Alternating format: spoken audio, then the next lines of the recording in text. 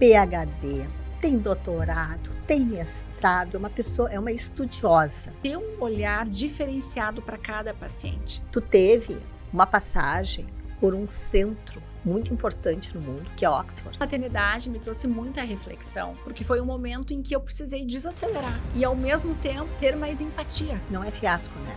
Não. Porque às vezes as pessoas acham assim, não, é fiasquenta, não tá a fim de se ajudar. As coisas hoje em dia estão interligadas, por isso que se fala tanto em equipe multidisciplinar. Saiu um estudo agora recente mostrando um exercício, que ele é um exercício básico e que ele teve já benefícios na parte cognitiva.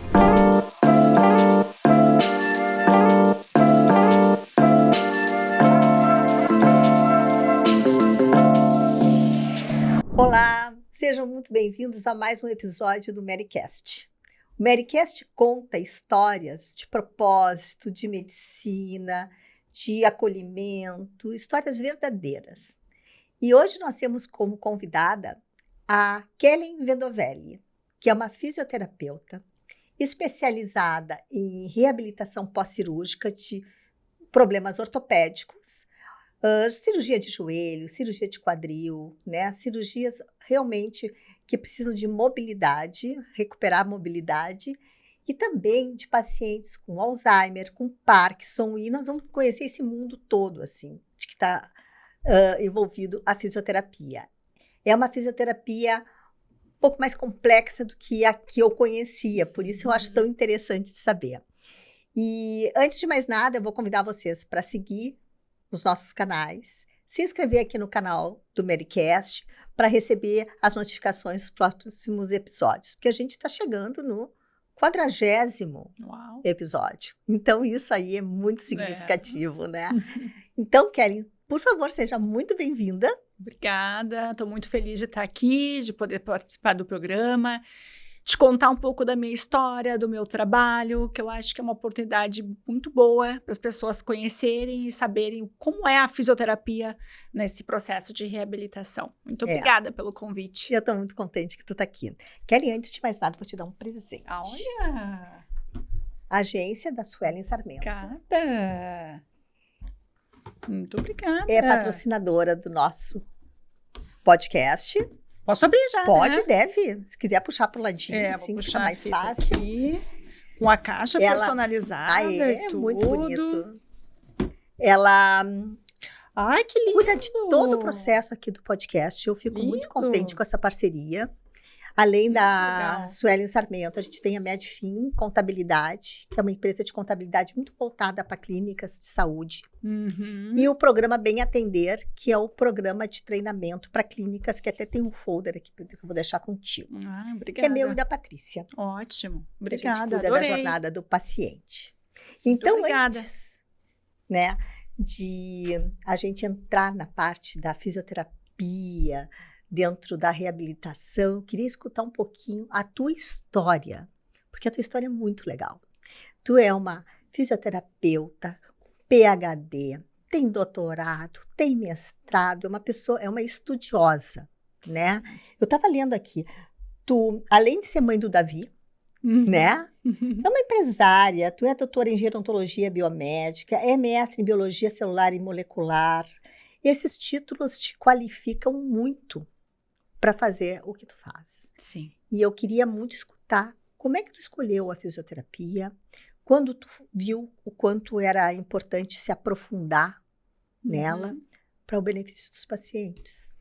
Então, desde pequena, assim, tinha muito interesse pelo movimento, me instigava como aconteciam as lesões, os machucados, que a gente falava na época, como ocorriam a recuperação dele, como era esse processo. E então, como veio o interesse de fazer a fisioterapia, e a fisioterapia uniu a ciência a a minha necessidade de aumentar o conhecimento nessa área. E desde então, quando eu comecei a fazer o curso, eu fui me apaixonando muito, desde a cadeira lá do primeiro semestre de anatomia, fisiologia, daí eu já comecei a dar monitoria de fisiologia, as cadeiras de eletro e termoterapia. Eu fui me interessando em ser monitora, em me aperfeiçoar cada vez mais. Já se destacar como estudante, Sim, né? como estudante. Então, assim, acabava a aula e eu já ia atrás para fazer essas monitorias, assim, para ser a monitora. E depois disso, comecei com iniciação científica. Ainda na época da faculdade, já comecei a fazer pesquisa, já comecei a me envolver com a pesquisa.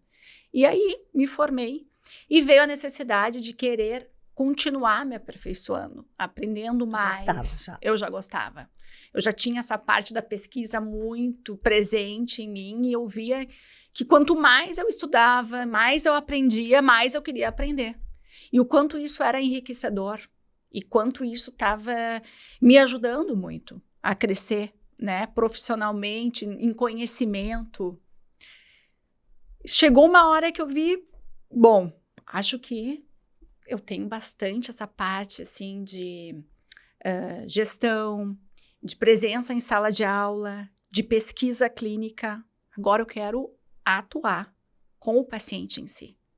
Então, era um momento que eu queria colocar o meu conhecimento em prática com os pacientes.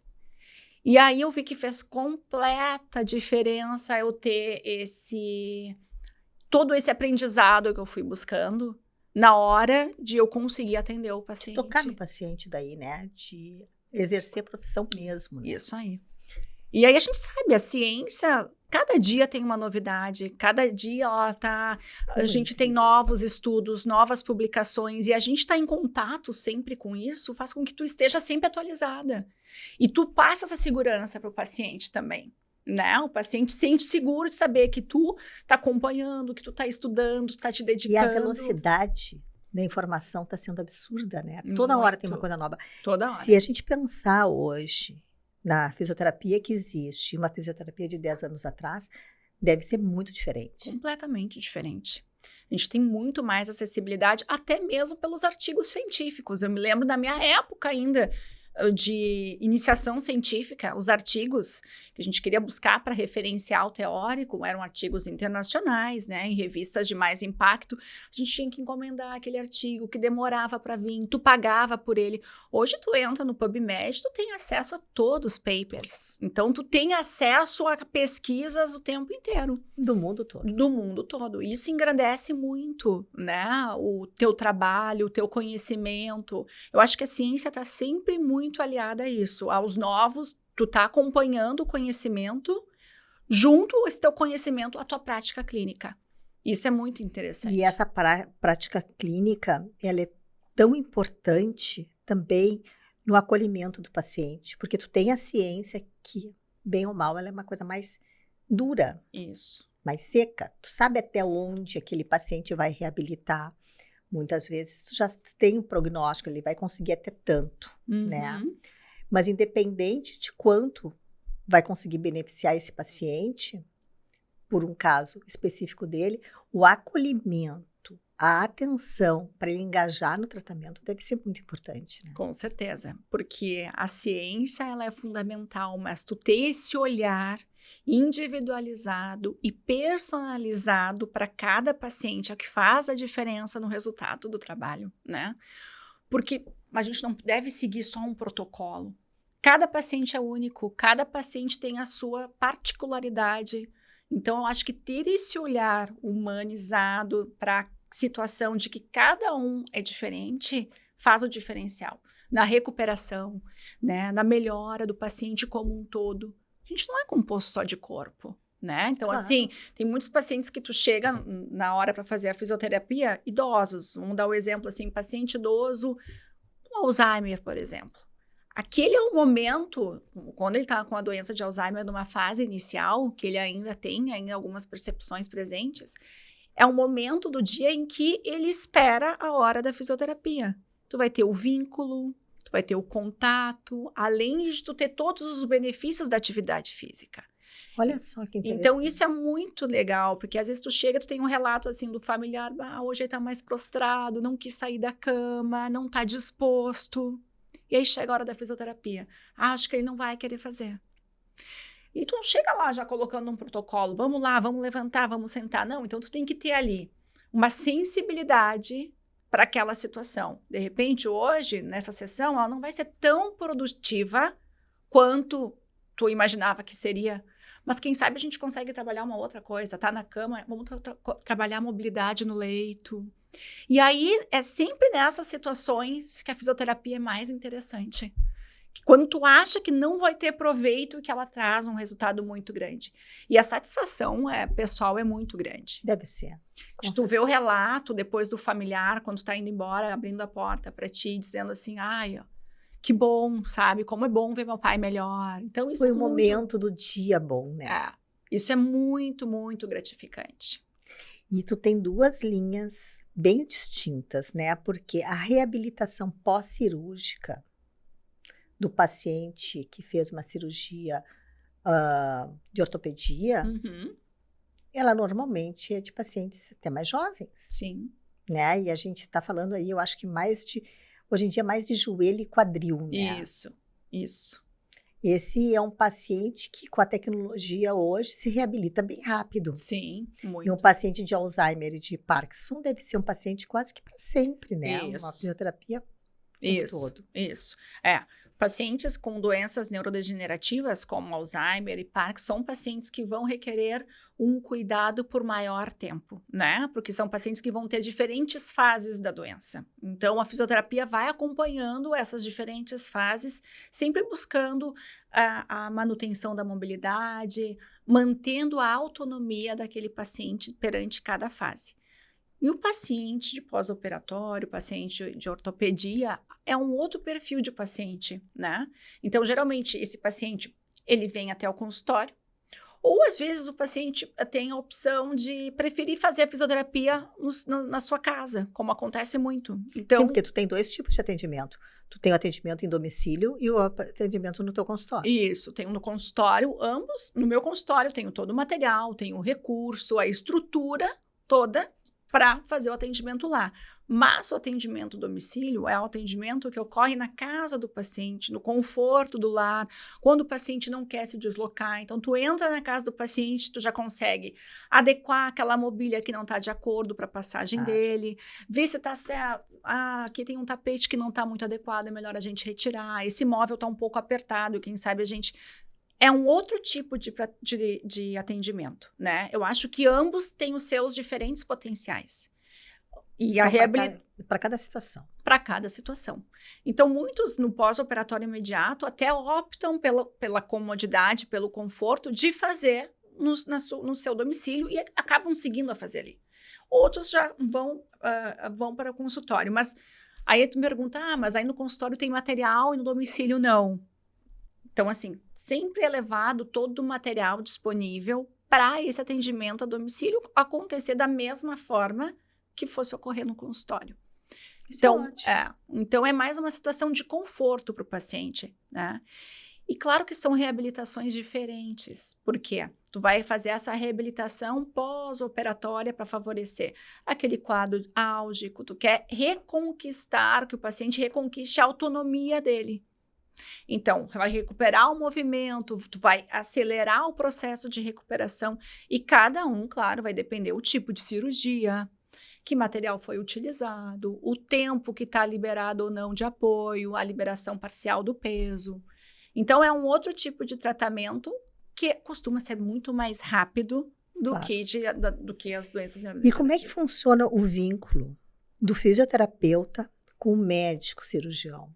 Porque esse também é um elo bem importante, né? É muito importante. Eu acho que ter essa conversa com o cirurgião do paciente é muito importante para a recuperação do paciente.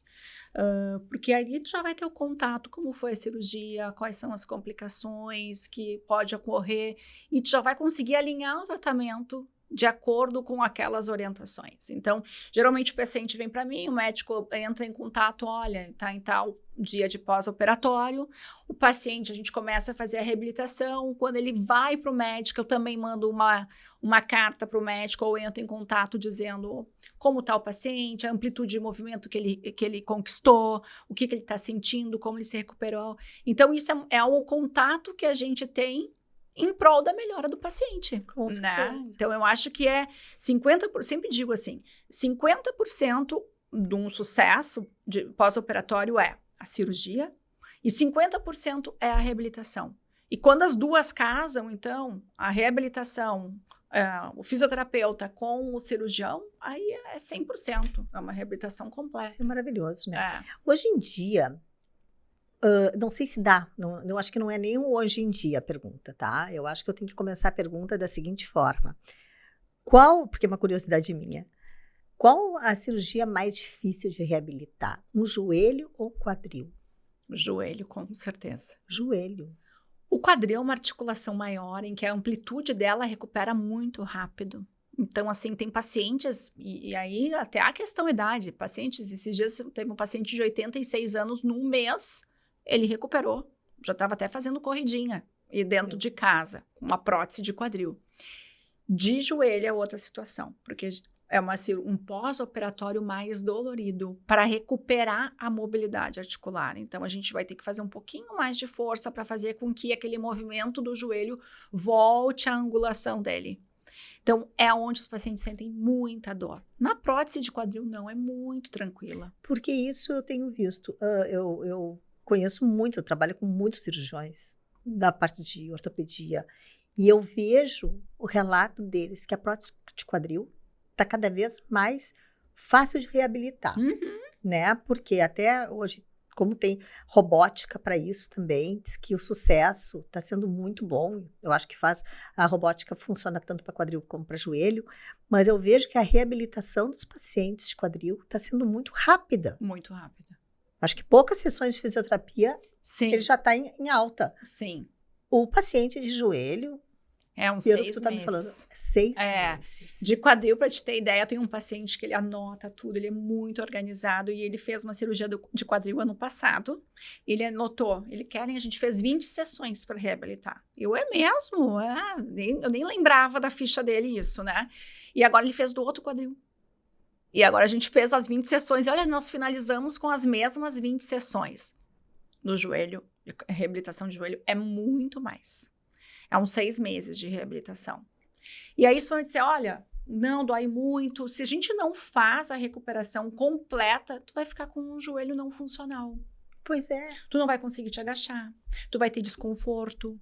Então, assim, ela demora mais porque a gente tem maior angulação para ganhar aqui do quadril. Ela é muito mais dolorida. Eu sempre disse, se tem prótese para colocar de quadril, tá maravilha. A de joelho é dolorida.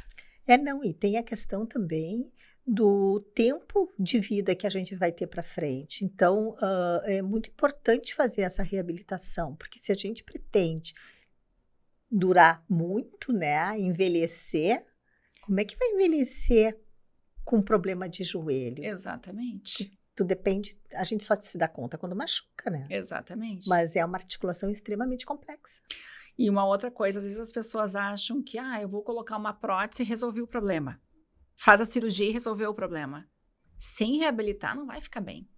Porque tu precisa reabilitar a musculatura para se adequar àquela prótese. É uma nova articulação ali. E a gente sabe que o que dão, são duas coisas que dão estabilidade para a articulação. Músculos, tendões, ligamentos. Então, a gente diz os estabilizadores dinâmicos e os estabilizadores estáticos. Então, o músculo é imprescindível. Se não tem um músculo fortalecido, aquela prótese, tu vai voltar a sentir dor. Tu vai ter uma tendinite por um esforço, porque tu não fortaleceu a musculatura.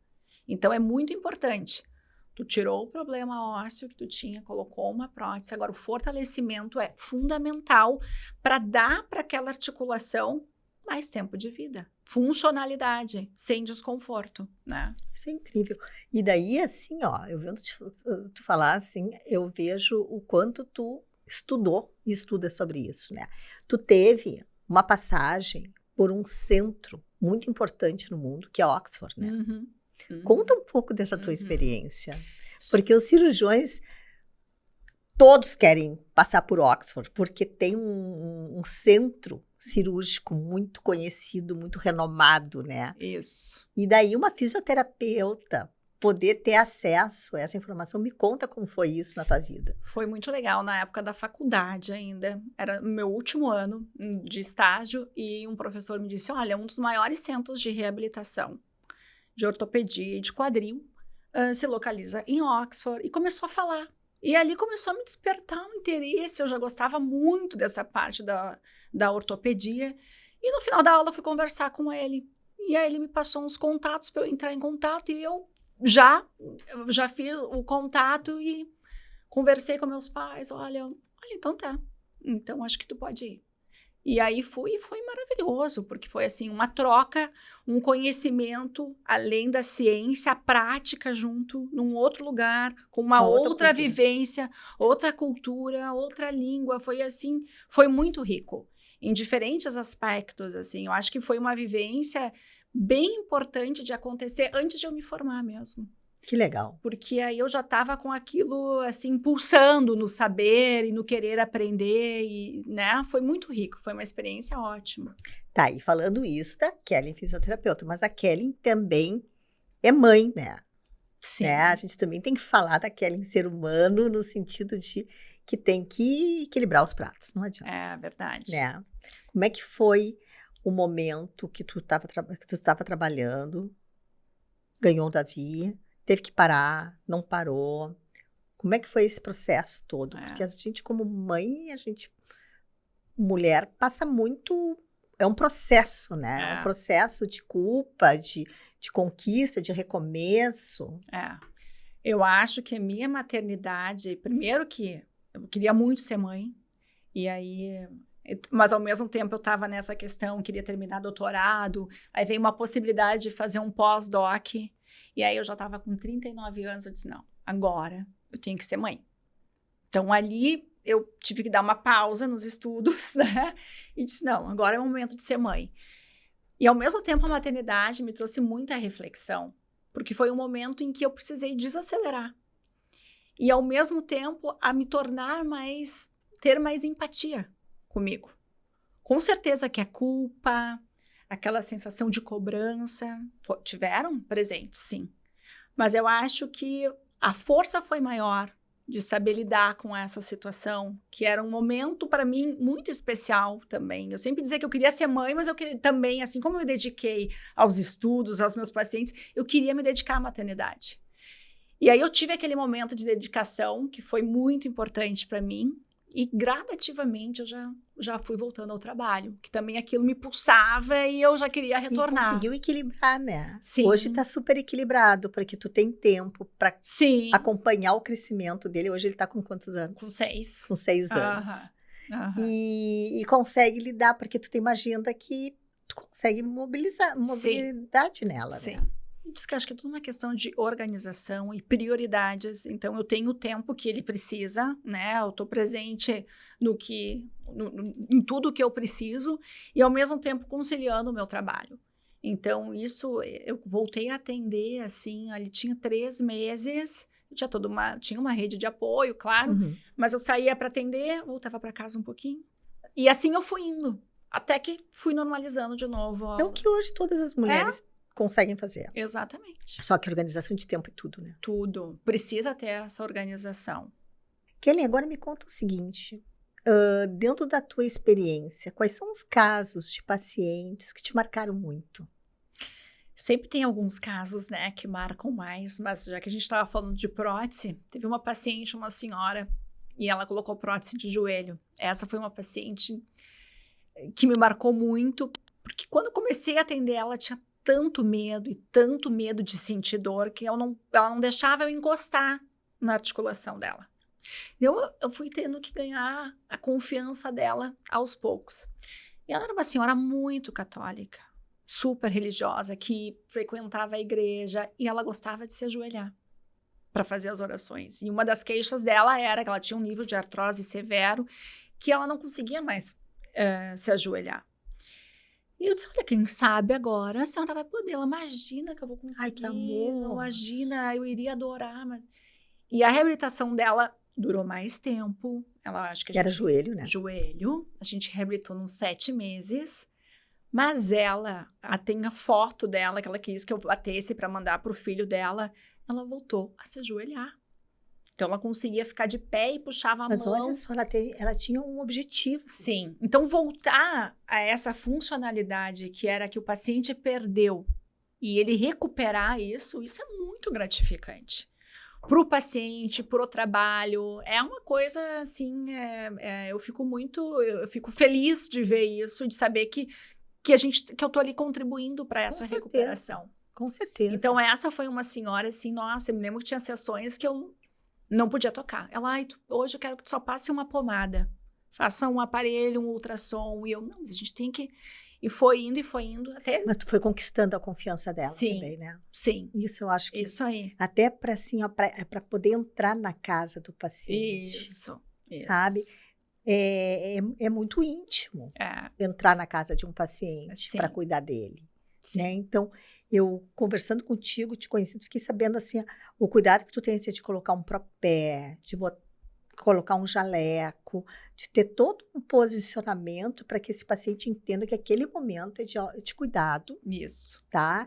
É uma coisa terapêutica, não é uma amiga que está indo, não é uma pessoa que vai para tomar cafezinho. Isso. Porque eles não tentam, às vezes, te dar uma enrolada. Sim, sim. Mas eu acho que é bem isso, é tu mostrar já o teu perfil, né? Então, eu já tenho esse hábito. Eu já chego na casa, já tô com o meu avental, já tô com o material. E, realmente, coloco o propé. Porque eu acho que é uma questão de higiene, de respeito. Bem, se a gente está entrando na casa do paciente... E aí, quando eles não estão, às vezes, não estão muito dispostos, quem sabe vamos tomar um cafezinho. Não, a gente até pode tomar, mas vamos fazer antes a sessão. Depois, no final, a gente pode tomar o cafezinho. E aí, tu vai conversando, como era no caso dessa paciente que tinha esse medo de encostar.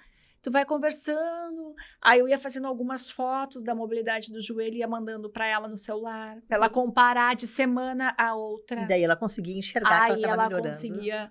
Ela, olha aqui eu tava menos dobrando, agora eu tô dobrando mais.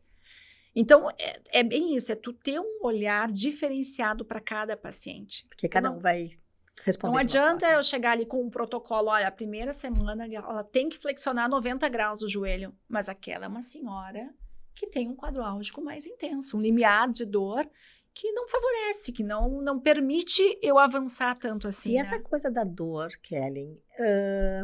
Cada pessoa tem um nível de tolerância de dor, né? Sim, a gente diz o limiar da dor. Uns têm mais alto, outros têm mais baixo, e isso interfere muito.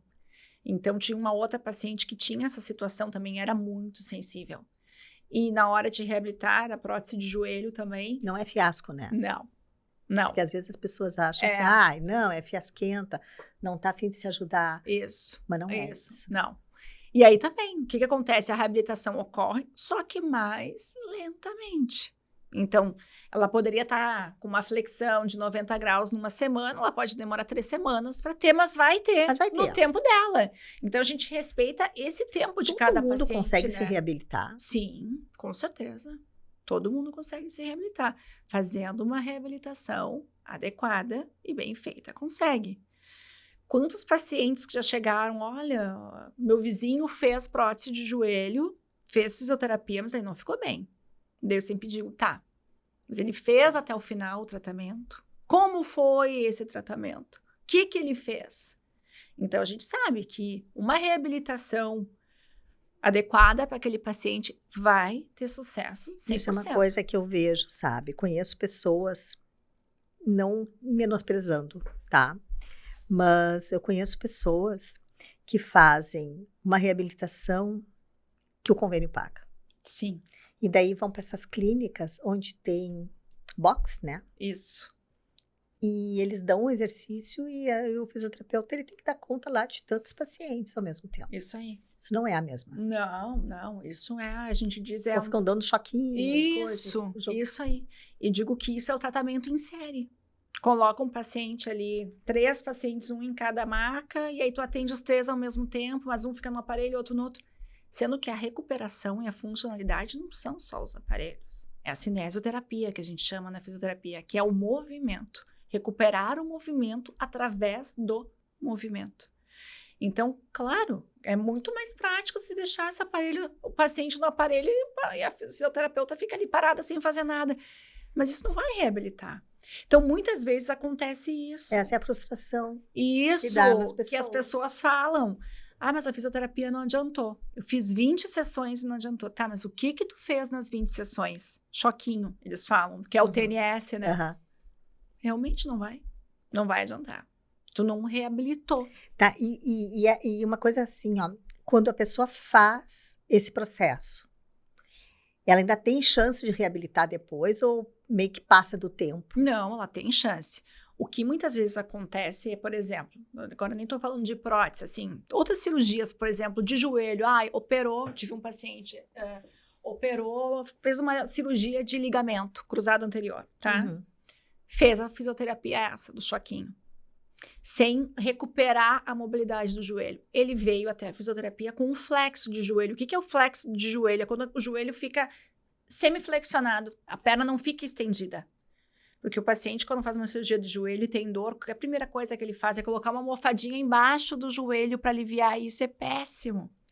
Porque faz com que o joelho fique semiflexionado. Não e daí é o ele vai correto. cicatrizando desta forma. Dessa forma. Então, eu não consigo mais fazer com que aquele joelho estenda. Então, às vezes, o paciente tem que fazer um novo procedimento para poder liberar aquela musculatura e depois se reabilitar de novo. Foi o caso desse paciente. Ele não tinha 45 graus de flexão de joelho. Tu não ter 45 graus de flexão é tu sentar na cadeira e tu não conseguir ficar com a perna dobrada, tem que ficar com a perna estendida. Sim, e a gente vê pessoas assim. Sim. Então, isso era completamente limitante, porque não fez uma recuperação adequada. Então, assim, por isso que é bem importante essas orientações, né? Claro, a gente sabe, o convênio hoje em dia oferece, mas a remuneração é muito baixa. Então, Claro. né, os profissionais que estão ali precisam atender em demasia, rapidamente, só que não oferece a qualidade que precisa ter para o atendimento, né? Não tem como. Não. Bom, para a gente pensar agora em envelhecimento saudável, porque tu também é uma doutora em gerontologia, então a gente também precisa falar sobre isso, Claro, né? claro. E todo mundo quer isso, né? Claro. Se hoje a gente quer, a gente deseja alguma coisa, é envelhecer de uma forma saudável. Uhum. E parece clichê dizer que alimentação saudável, exercício físico, é isso, mas tem que ficar toda hora realmente reforçando isso. Isso. O que tu tem para nos dizer sobre uma forma de envelhecer saudavelmente? O que envolve tudo isso? E quando dá uma zebra de precisar de uma cirurgia, como a gente tem que encarar esse tipo de coisa? Então, o que todos querem, a gente está vendo cada vez mais que a população está envelhecendo, as pessoas estão vivendo mais, mas não adianta viver mais sem funcionalidade e autonomia, né? Então, todo mundo quer ir e vir de forma independente, sem necessitar de uma rede de apoio, né? Ou de um cuidador. Então, o que precisa isso? Manter essa funcionalidade. Para manter essa funcionalidade, a gente precisa trabalhar a musculatura. Eu sempre digo que a melhor poupança são os músculos para o corpo. Claro. Né? E o que o músculo é composto?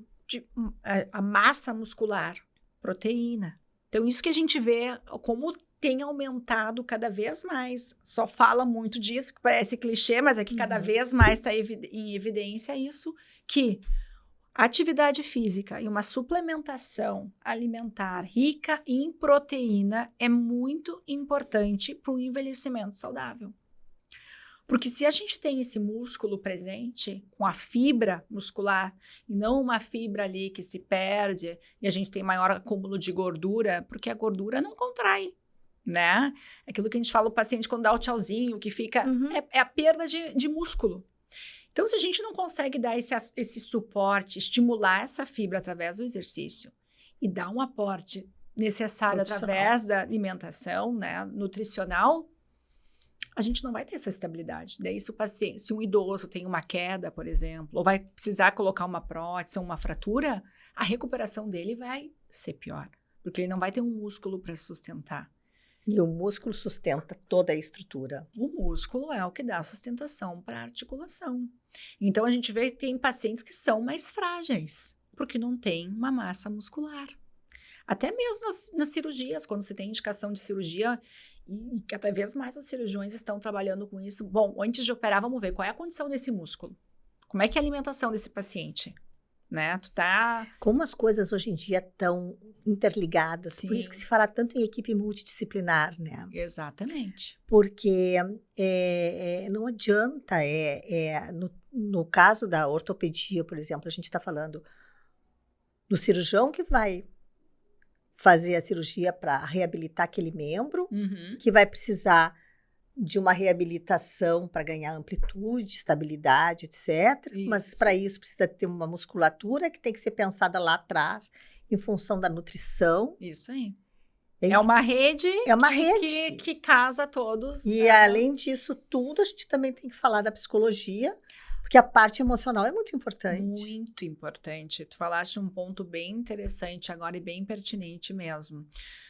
O paciente com Alzheimer, não é só esse paciente, por exemplo, que precisa de cuidado. O cônjuge também tem que ser olhado, porque o cônjuge sofre com aquela situação. O paciente com Alzheimer não está com total noção do quadro dele, mas o seu familiar sim. Então, esse acompanhamento psicológico é muito importante. Eu vejo assim, ó, é muito sofrido para quem cuida. Muito sofrido. Já tem vários estudos mostrando isso, né? Assim, é sofrido, é estressante.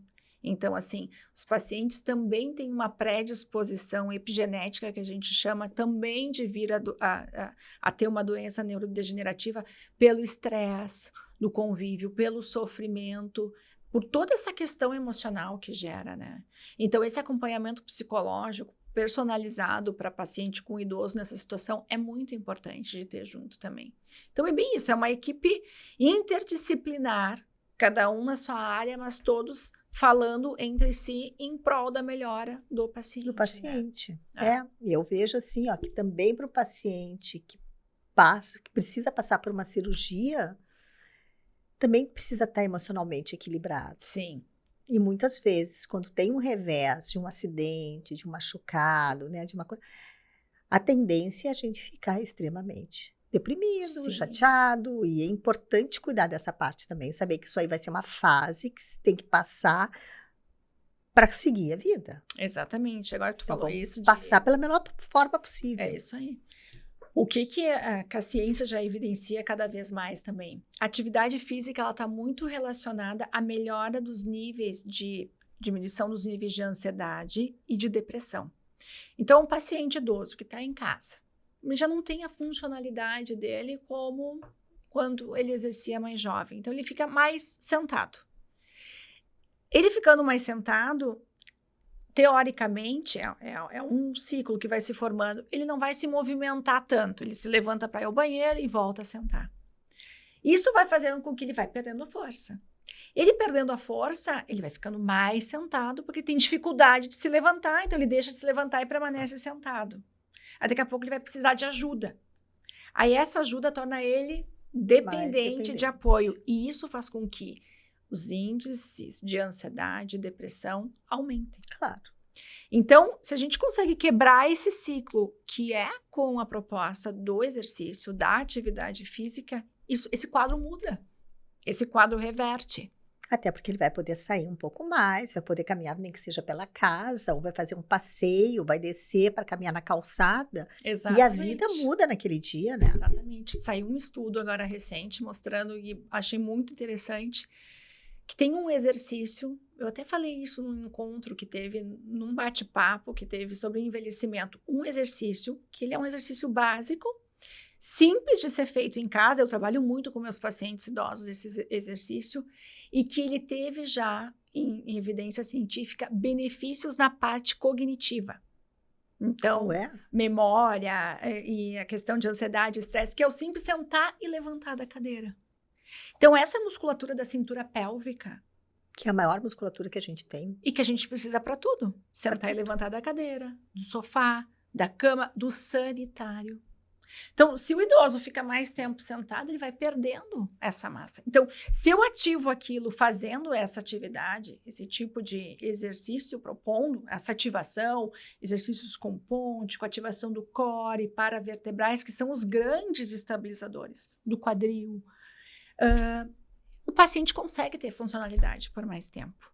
Então, são coisas simples mas que elas têm, assim, um efeito muito Incrível. significativo. Tanto motor quanto cognitivo, né? Não, e hoje em dia eu conheço uma educadora física maravilhosa, da geração mais velha, assim, mas ela é uma tremenda de uma professora de academia. E ela sempre me diz, ela tem uns 70 anos. Quando esse dia eu encontrei ela caminhando na rua e nós saímos conversando juntos, e ela disse assim: Mary, chega um momento que a gente não faz mais exercício por estética. A gente faz exercício para poder pegar uma xícara Exato. na parte de cima da Isso. prateleira. Isso. A gente pode ir ao supermercado sozinho, fazer as nossas compras e não depender dos outros. Isso é assim, ó, quem é jovem pode não se dar conta.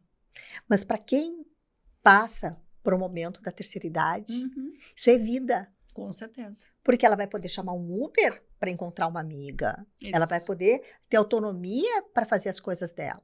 Isso aí. E não vai ficar presa dentro de casa, porque o ficar preso em casa vai provavelmente entrar para um quadro de depressão, de demência, de tudo. Porque tu começa a não socializar mais. Não, tu não socializa, tu declina. Tu tem um declínio ali cognitivo, um declínio motor e vai só acentuando. Isso que tu falaste, que ela te falou de pegar uma xícara, isso é muito interessante porque são os exercícios funcionais que a gente chama. Então, hoje a gente não trabalha exercício só monoarticular.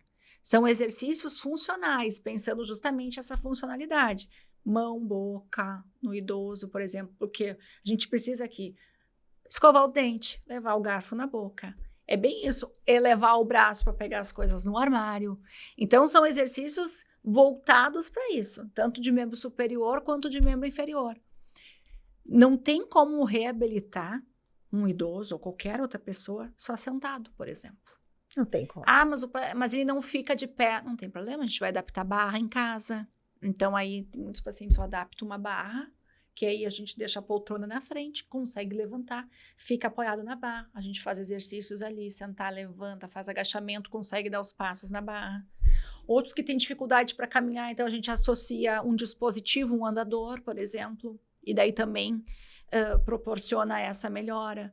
Aí nisso tu já vai dando orientação para o cuidador ou para o técnico que está ali.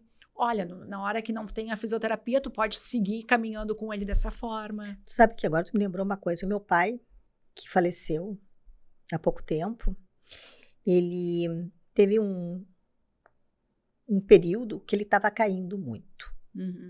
Estava caindo muito. A gente pensou que fosse por causa da doença, ele era um doente renal, mas aquilo não se enquadrava muito. Daí o nefrologista dele disse, olha, eu acho que ele precisa fazer uma fisioterapia. E foi o fisioterapeuta em casa reabilitar o pai. Botou uns conezinhos na sala, então o pai tinha que aprender. O que acontecia? O idoso, a tendência é não dobrar mais o joelho para caminhar. Ele arrastava os pés. E no arrastar os pés, a tendência de ter queda era muito maior. Isso. Quando ele começou a se dar conta e era muito mais cognitivo, e ele teve que se lembrar, e o meu pai era uma pessoa muito lúcida e muito inteligente, ele começou a dizer assim, não, mas para aí, eu tenho que dobrar o joelho, eu preciso levantar o joelho para caminhar. Pararam as quedas. Exatamente. Isso aí. Mas se a gente, como leigo, como familiar, ninguém enxergou aquilo ali. Precisou de um especialista dizer assim, não, o problema dele é que ele está arrastando os pés. E isso que tu relatasse agora é um problema muito comum nos idosos, de arrastar o pé. Então, quando as pessoas dizem, ele cai muito porque não levanta o pé. O que não levanta o pé? A gente chama o músculo que faz essa movimentação de elevar o pé. Quando a gente caminha, a gente apoia o calcanhar e depois a ponta do pé.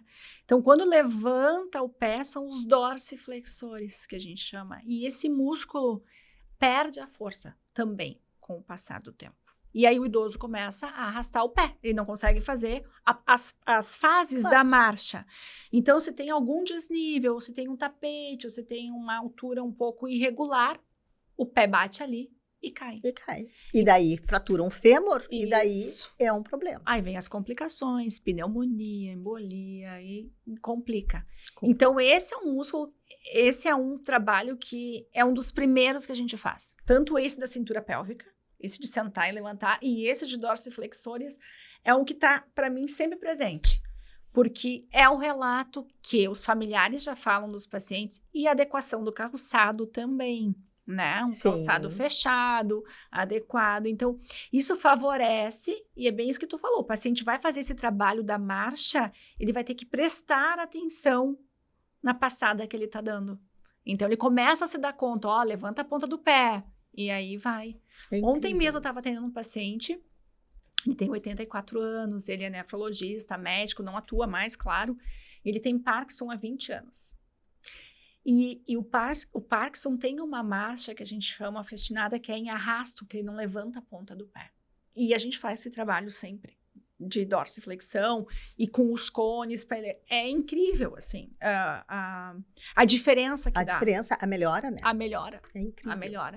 E aí favorece que o paciente consiga ir para uma calçada. As nossas calçadas são irregulares. São ruins. Então, ele fica mais apto a caminhar nessa calçada do que se ele não trabalhasse esse tipo de movimento, né? Claro. É. Mulher, tu entende muito. É muito bom falar sobre isso. É muito bom falar. É. Porque eu vejo que tu, além de entender, tu é uma apaixonada. Sim. Né? Eu acho que quando a gente faz o que a gente gosta, essa é a diferença, né? Cada caso é um caso. E aí, tu te entrega e tu quer ver que aquele caso tá com aquela dificuldade, mas ele pode melhorar. E tu pode contribuir para aquilo. Então, acho que isso é que te envolve e te prende muito na reabilitação. E é muito gratificante. É muito gratificante. É muito gratificante. Coisa legal. Tu vê o paciente chegar com dor e tá mal e sair bem. Esses dias chegou no consultório uma paciente, ela chegou inclinada, assim, caminhando inclinada. Jovem, uns 50 anos. E aí tava saindo a outra paciente na porta e olhou para ela, meu Deus, o que aconteceu contigo? Tô com uma bursite de quadril horrível. Tô com muita dor. E ela chegou inclinada mesmo. Era a segunda sessão dela. Aí a gente fez a fisioterapia e tal, daí ela saiu e disse, olha só, eu vou te dar uma bengala para te caminhar melhor, para te não sobrecarregar essa perna. Ela, meu Deus, mas olha que nível que eu cheguei, meu Deus, vou sair daqui, vai ser melhor para ti. Não vai forçar a perna. Daí ela saiu. Umas 2 sessões depois ela voltou. Olha aqui, tirou a bengala, tô caminhando melhor. Tô te devolvendo a pandemia. Não preciso mais, tá? E agora que ela teve alta recentemente, ela se encontrou com a outra paciente que também estava de alta. Ela disse, tu que chegou aqui inclinada, agora tu tá bem. Ela, sim, olha aqui, ó, e agora tava dançando, ela disse. Que coisa bem boa. Então, isso é muito legal, porque o paciente também chega ali colocando, depositando em ti a confiança e a melhora. Então, para ti também é frustrante se o paciente não tem a melhora. Claro. E aí, o teu empenho e dedicação para cada um é o máximo, porque tu quer que ele melhore, né? Isso é muito grato, muito bom. E me diz uma coisa, quais são os teus planos para o futuro? Meus planos para o futuro, até que eu puder eu continuar exercendo a minha profissão, que é o que eu adoro fazer, atender meus pacientes, eu até tento, não, vou dar uma pausa, vou diminuir um pouquinho o meu ritmo, mas é o que eu adoro fazer. E quem sabe seguir ainda com mais estudos à frente, né? Mas eu acho que essa troca que eu tenho, essa vivência que eu tenho com o paciente é muito enriquecedor. É muito grande. Isso que me dá vida. Te abastece. Me abastece faz bem. diariamente. Que coisa bem boa. Querida, vai terminando o nosso tempo. Ai, já passou rápido, que pareça, passou 1 hora. É verdade.